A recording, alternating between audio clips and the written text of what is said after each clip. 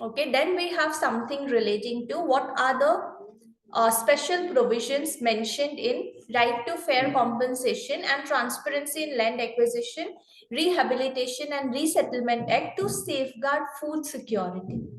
Now, when property is acquired, a lot of times, because a lot of people are dependent on agriculture still, and in earlier times a lot of people were dependent on agriculture, right? So if land is acquired for some developmental project, what about food security? What measures are being taken under this legislation for that?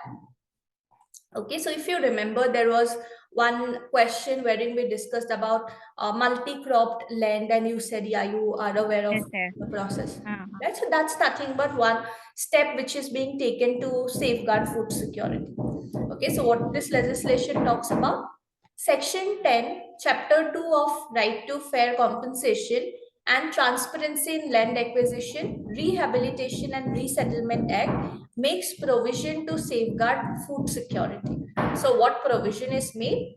The government may acquire irrigated multi-cropped land only as per the provision of this legislation. So they cannot simply acquire it because that contributes a lot to the agriculture of the country, right? So they cannot simply acquire the land saying that, yeah, we are government or something, but it needs to be acquired as per provisions of this legislation, right to fair compensation and transparency in land acquisition and rehabilitation and resettlement act.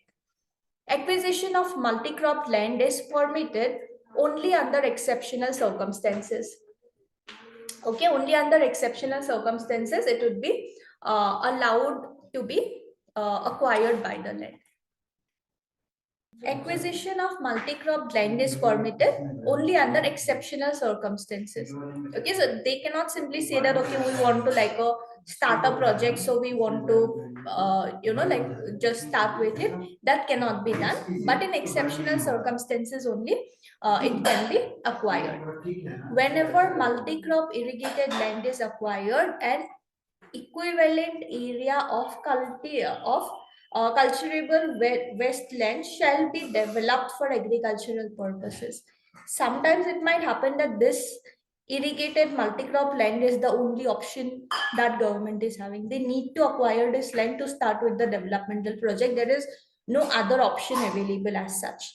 Right? In such cases, what we will see is it's nothing but like an exceptional circumstances. You don't have any other option means you can acquire it. But when you are acquiring it, you cannot simply acquire it. You need to replace that also with something else. So whenever multi-crop irrigated land is acquired, an equivalent area of land has to be given. Wasteland has to be given so that there it can be used for agricultural purpose.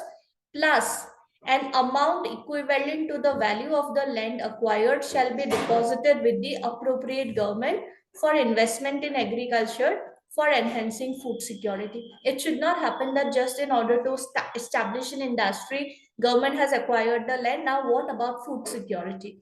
Right? So, similar land has to be given, plus compensation also needs to be provided. However, the provisions of alternate equivalent land will not be applicable in case projects relating to railways, highways, major district roads, irrigation canals, power lines, etc. But if it is maybe for establishing a biscuit industry or some baking factory or something, there it would apply. But if it is like something which is very much important for public or for infrastructure of the state, there this can be skipped also. Okay, is it clear? Yes, ma'am. Clear. So this legislation makes clear provisions that the process is not that easy also, that difficult also, right? If you don't have any other option means you can acquire the plot of land, and you cannot simply acquire for any simple project. If it is for these kind of projects, there only this alternate equivalent land provision can be skipped. Otherwise, you need to provide land also, you need to provide compensation also. So rather, government would decide not to acquire multi-crop land, rather they would go for some other land if option is at all available to them, right? So like that provisions are made under it.